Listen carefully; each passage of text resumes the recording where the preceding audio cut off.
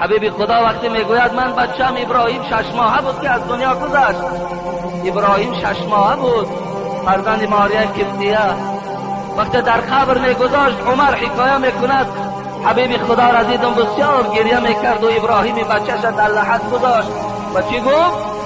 ای ابراهیم الحال منکر و نکیر تو را میپرسند رب تو کیست؟ بگو رب من الله است. از تو میپرسند 6 ماهه کودک رب تو کیست؟ رب من الله است. دین تو چیست؟ بگو دین من اسلام است. اگر پرسند پیغمبر تو کیست؟ بگو پیغمبر من پدرم محمد صلی الله علیه و سلم است. پدر محمد است. رسول اکرم میگوید وقتی پشت نگاه میکنم عمر مثل کودک گریه میکند. گفتم عمر سبب گریه در چیست؟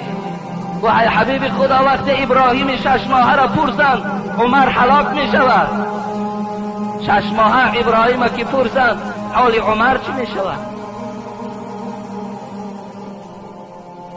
سعد ابن معاذ رحمت الله علیه یکی از بنده های صالح پروردگار بود که حتی در صحیح بخاری میگذرد وقتی روح سعد ابن معاذ از بدن او جدا میشد و وقتی روح او به سوی عرش رفت حبیب خدا گفت عرش پروردگار از شادی در حرکت در آمد. سعد ابن معاذ 70,000 ملائک در حدیث ها میگوید در جنازه سعد ابن معاذ اشتراک داشتند.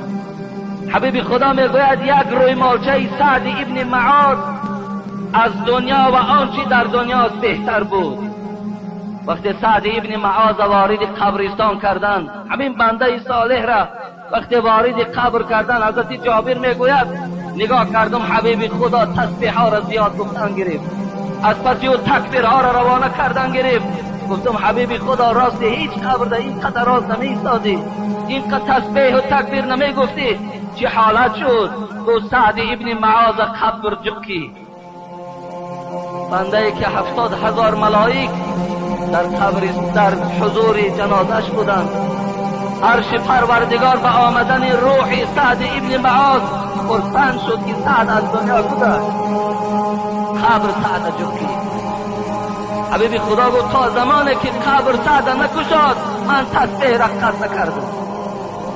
پروردگارا ما را از جکش قبر نجات بده، ما را از فتنه های قبر پروردگارا نجات بده. همنشینان تو در زیر لحد خاک شدند، همنشینان تو در زیر لحد خاک شدند.